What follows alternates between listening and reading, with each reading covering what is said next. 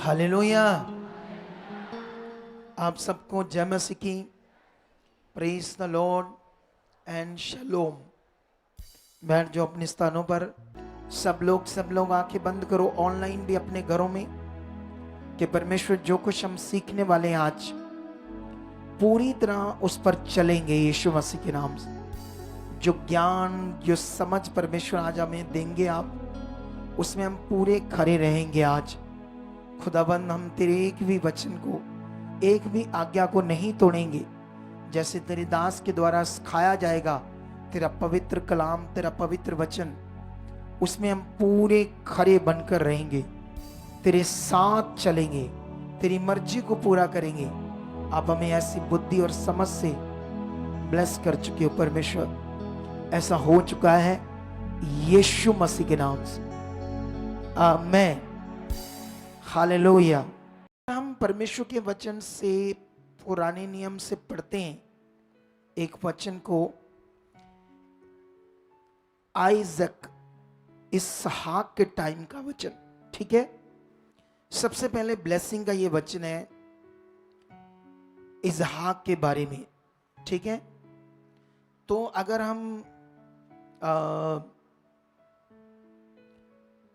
उत्पत्ति 26 का 1 से पढ़ते हैं तो ऐसे लिखा है, उस देश में अकाल पड़ा। ये उस पहले अकाल से अलग था जो अब्राहम के दिनों में पड़ा था, इसलिए कि इसहाक गिगार को फिलिस्तियों के राजा अबीमलेक के पास गया। वहां यहोवा ने उसको दर्शन देकर कहा, मिस्र में मत जा, जो देश मैं तुझे बताऊं उसी में रह। तू इसी देश में रह और मैं तेरे संग रहूंगा और तुझे आशीष दूंगा, और ये सब देश मैं तुझको और तेरे वंश को दूंगा।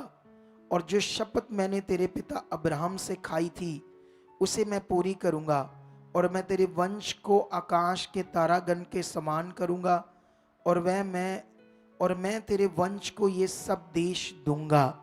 हालेलुया। और पृथ्वी की सारी जातियां तेरे वंश के कारण अपने को धन्य मानेंगी। इस वचन को पढ़ने के बाद इधर ध्यान देना,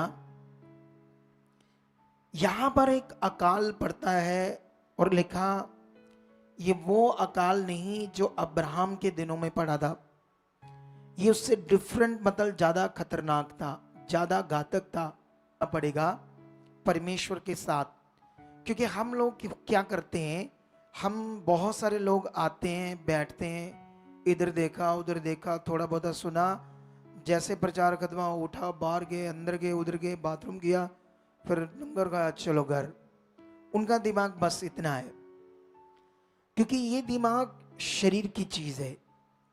ऐसा मन आम मन है, ये खास विषय नहीं है, ये ध्यान योग विषय नहीं है। क्योंकि तुम मनुष्य, हम सब मनुष्यों को परमेश्वर ने एक ऐसा मनुष्य बनाया है। जब हम पुराना नियम पढ़ते, जब मनुष्य को परमेश्वर ने बनाया था तो उसको कहा सब चीजों पर तू राज्य करे, ऐसे कहा था। सब जानवरों पर, आकाश के पक्षियों पर, हर चीज के ऊपर तू इनको अपने वश में रखना, ऐसे परमेश्वर ने कहा था शुरू में। इतना पावरफुल मनुष्य है, लेकिन शैतान ने अपनी युक्ति के द्वारा उस पावरफुल मनुष्य को निष्फल कर दिया, कमजोर कर दिया, आम कर दिया। आपका ध्यान काम करेगा, इसके लिए आपका मन काम करेगा, आपका फोकस काम करेगा। और जब तक आपके अंदर वो फोकस मन नहीं होगा, तुम कमजोर रहोगे, आम रहोगे। क्या तुम आम रहना चाहते हो या खास बनना चाहते हो? तो इसीलिए प्रार्थना करनी बड़ी जरूरी है परमेश्वर के आगे, उन बातों के लिए जहां हम आगे पीछे हैं। हर मनुष्य को पता होता है मैं कहाँ गलत हूं, कहाँ मैं गलत वीडियो देखता हूं, कहाँ मेरे अंदर व्यभिचार के ख्याल आते हैं, कहाँ मैं फ्रेंड्स से गलत बातें करता हूं, कहाँ मैं अनाज्ञाकारी हूं, कहाँ कहाँ उससे समझ आती है। अगर वो लगातार परमेश्वर के सामने बात रखेगा और अपनी उस गलत चीज को, गलत बातों को, गलत स्वभाव को परमेश्वर के सामने कहेगा ये दूर हो चुका है। हमेशा तेरे दास हमें सिखाते हैं, हम पीछे बैठते हैं, फिर जल्दी उठते हैं, बात नहीं मानते, ले हैंड नहीं देखते, तेरे तेरे पावर के काम छोड़कर हम लंगर भोजन रोटी की तरफ ध्यान देते हैं। परमेश्वर नहीं, मुझे खराब बनना है, मुझे पूरा बनना है, मुझे अच्छा बनना है। यहां एक आज्ञाकारी है।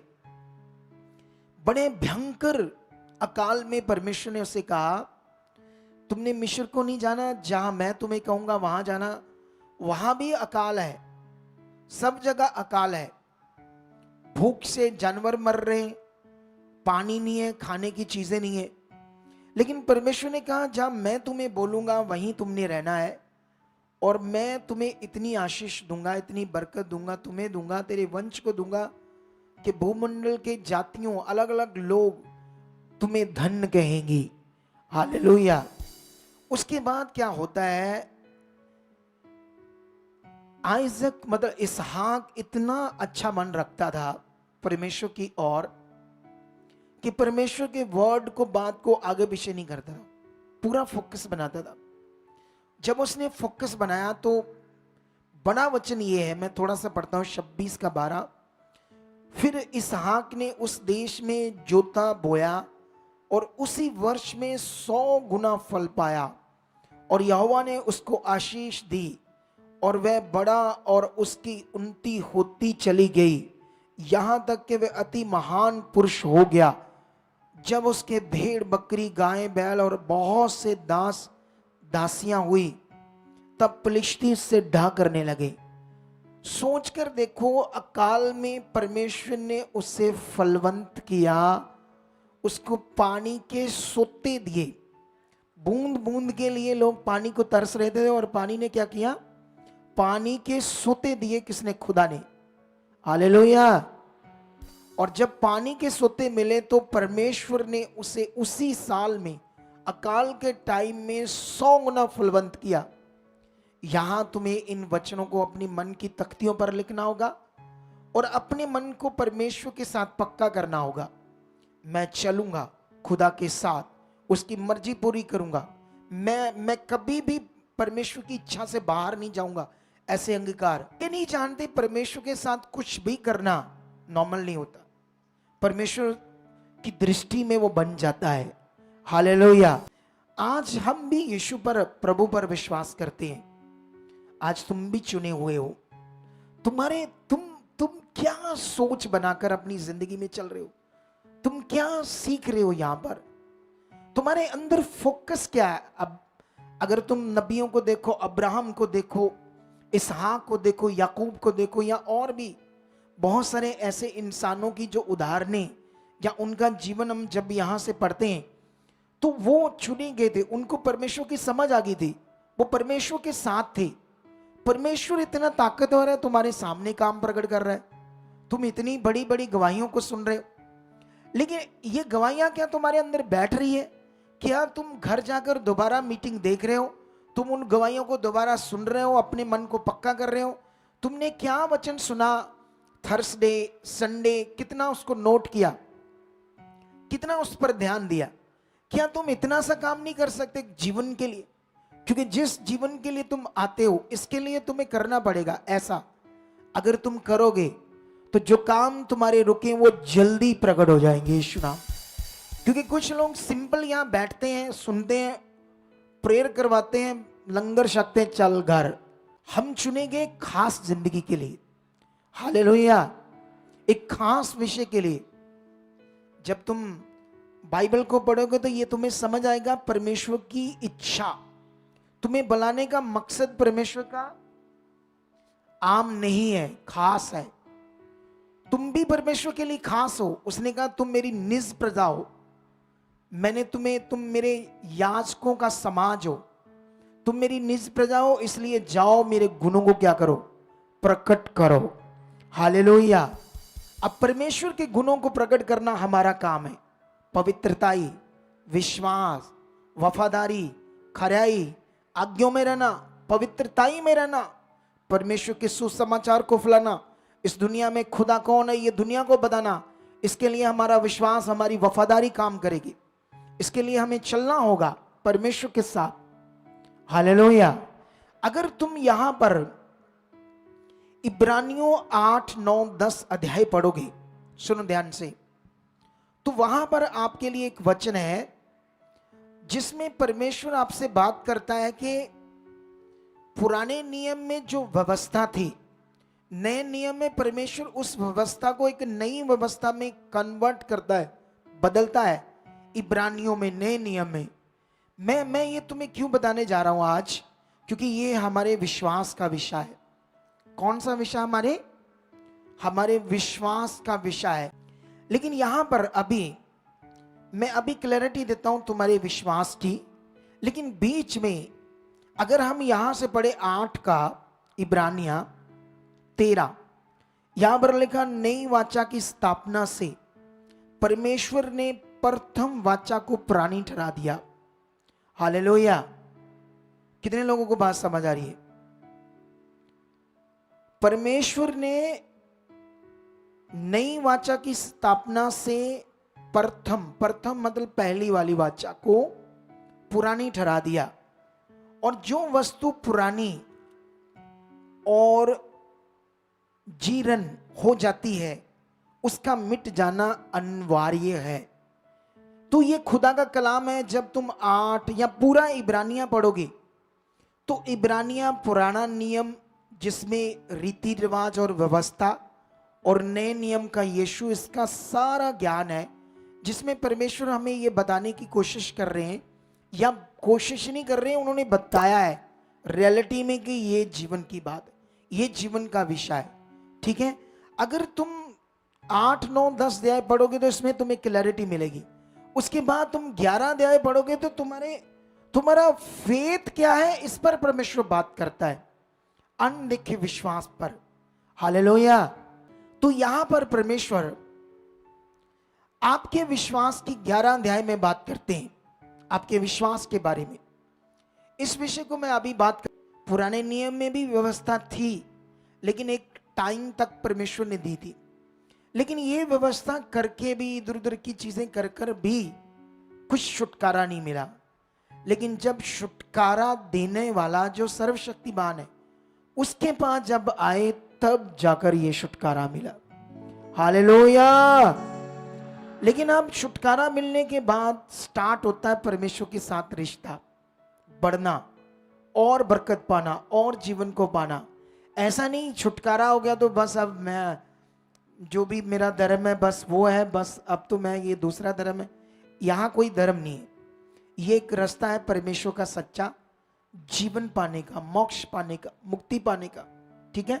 इसको आपने पकड़ कर रखना है। ठीक है? स्तुफानुस बाइबल में लिखा आत्मा से भरा था और बड़ा दिल अच्छा था, पीछे खाने बनाने की सेवा करता था, पीछे लंगर में विधवाओं के लिए। लेकिन प्रचार में इतना स्ट्रांग था और हीलिंग करने में भी, क्योंकि दिल बड़ा परमेश्वर के साथ था। लेकिन जानते हो जब वो यहूदियों के बीच उसने राइट शिक्षा प्रचार की और यहूदियों को कहा कि ये जो तुम्हारी रीति रिवाजों की व्यवस्था है इससे जीवन नहीं आना, तो उन लोगों ने उसका विरोध किया, पकड़कर उसको महासभा में ले गए और महासभा में उस पर दोष लगा रहे थे, झूठा मूठा बहुत चीजें।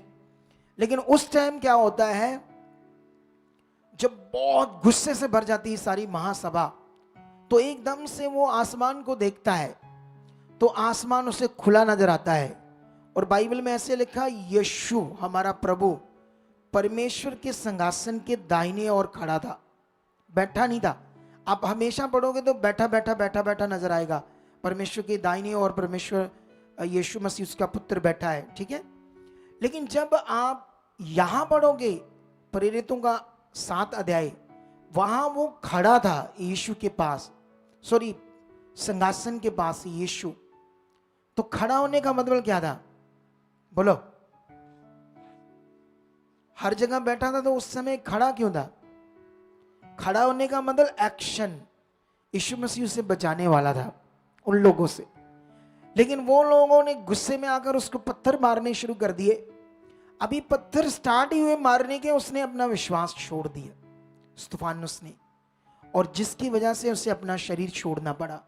वो मसीह में मर गया, मतलब सो गया, क्योंकि उसने अपना विश्वास छोड़ दिया। इसीलिए परमेश्वर ने यहोशू को कहा था कि तू मेरे वचन, मेरी आज्ञाओं को, ठीक है, आप रात दिन में चौकसी कर इन्हें पूरा करने में, ना तो इससे दाएं होना ना बाएं होना। अगर तू इन्हें पूरा करने में पूरा फोकस बनाओगे तो मैं जहां जहां तू जाएगा तेरा बोलबाला होगा, तू बरकत, तू ब्लेस होगा। तो परमेश्वर ने ऐसे कहा था, हिया बांध और दृढ़ हो जा। तुमने अपना हौसला नहीं छोड़ना, अपना विश्वास नहीं छोड़ना। लेकिन स्तिफानुस ने छोड़ दिया अपना विश्वास, अपना हौसला। लेकिन इसीलिए तुम्हें डरना नहीं, कोई भी हालात हो डरना नहीं। और यहां की शिक्षा इतनी बड़ी है, ये वो राइट शिक्षा है तो हमारी जिंदगी को एक पावरफुल मनुष्य बना देगी, एक जबरदस्त मनुष्य बना देगी अगर तुम पकड़। तो अभी यहां से देखो, अभी यहां पर अगर तुम पुराने नियम में पढ़ोगे, कई जगह पर यह वचन आपको मिलेगा कि परमेश्वर होम बलियों और मेल बलियों, मतलब रीति रिवाजों से क्या खुश होता है कि यहां अपनी बात को मानने से खुश होता है। हालेलुया। ये बात सैमुअल ने शाऊल राजा को भी कही थी, जब वो परमेश्वर के लिए बड़ी बड़ी होम बलियां मेल बलियां चढ़ा रहा था, बड़ा कुछ कर रहा था, लेकिन जो उसका आज्ञा थी वो मान नहीं रहा था शाऊल राजा। तब परमेश्वर ने सैमुअल को इस्तेमाल किया और उसने ये वर्ड दिया कि क्या परमेश्वर अपनी इन चीजों से खुश होता है या अपनी बात को मानने से खुश होता है।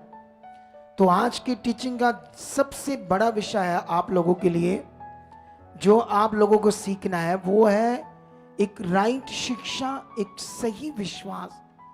हालेलुया। देखो इधर देखो ध्यान से, हमारा विश्वास का कनेक्शन सीधा परमेश्वर से है। अगर तुम सोचते हो कि मैं परमेश्वर पर विश्वास करता हूं, जैसे यीशु मसीह की जो कुर्बानी हुई और उसका शरीर जो क्रूस के ऊपर तोड़ा गया और उसका पवित्र लहू बहाया गया, ये जो यीशु का क्रूस तोड़ा गया, जो उसका पवित्र लहू बहाया गया, इसका कनेक्शन सीधा कहां से? तुम्हारे मन से।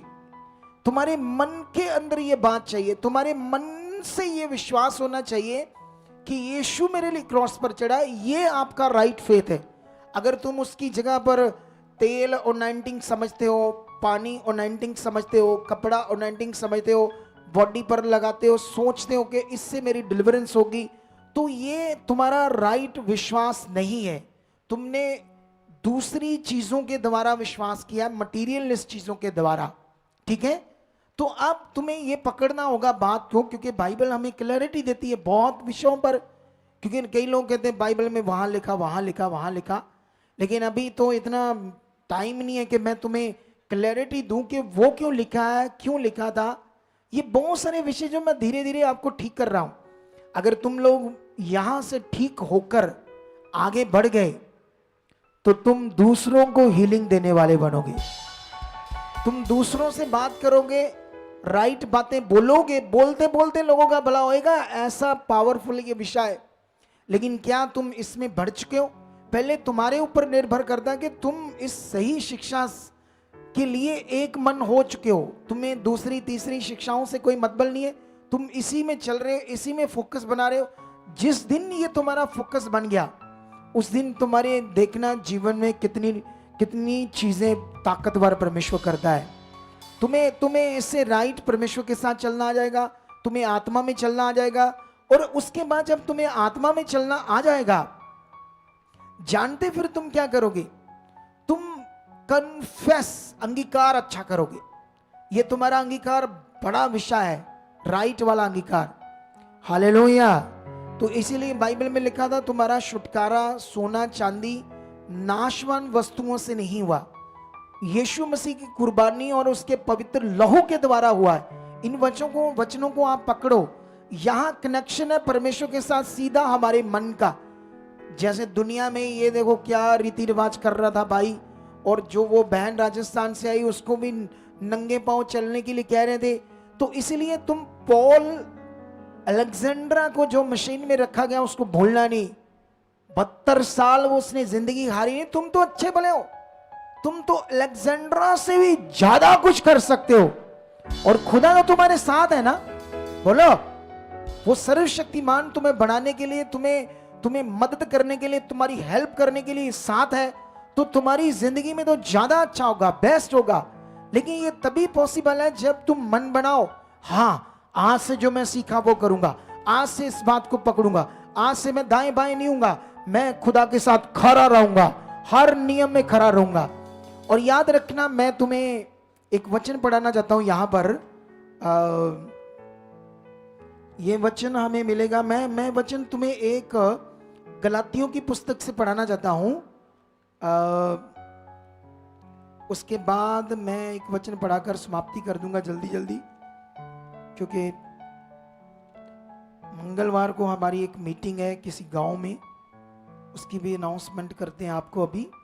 ये देखो 3:21 से, ये जो गलातियां पुस्तक है ना, गलातियां की बुक, ये आपको रीति रिवाज से बाहर निकालने की शिक्षा दे रही है और विश्वास से परमेश्वर के साथ संबंध बनाना, उस पर भरोसा रखना और विश्वास के द्वारा सामर्थ्य को प्रकट करना, ये टीचिंग दे रही है नए नियम की गलातियों के द्वारा शिक्षा। यहां पर 3:21 में लिखा, तो क्या व्यवस्था परमेश्वर की प्रतिज्ञाओं के विरोध में? कदापि नहीं, क्योंकि यदि ऐसी व्यवस्था दी जाती जो जीवन दे सकती, तो सचमुच धार्मिकता व्यवस्था से होती।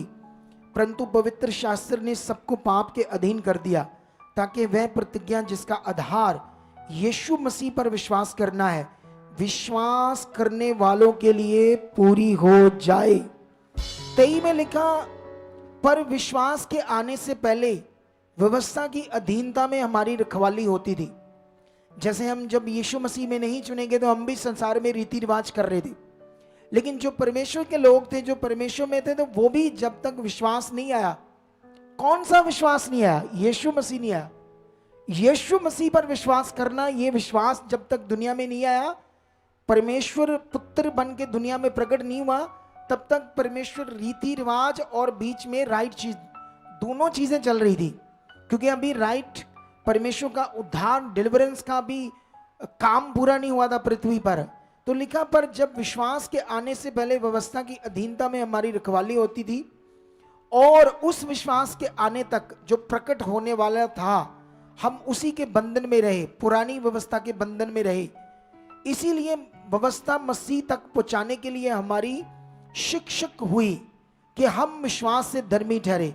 परंतु जब विश्वास आ चुका, तो हम अब शिक्षक के, व्यवस्था के, रीति रिवाजों के अधीन ना रहे, क्योंकि तुम सब उस विश्वास के द्वारा जो मसीह यीशु पर है, परमेश्वर की संतान हो। हालेलुया। इस वचन के साथ साथ मैं तुम्हें एक वचन और पढ़ाना चाहता हूं। जब याकूब बहुत परेशान था, हालातों में था, दुखों में था, तो तब वो प्रॉब्लम में था, ठीक है।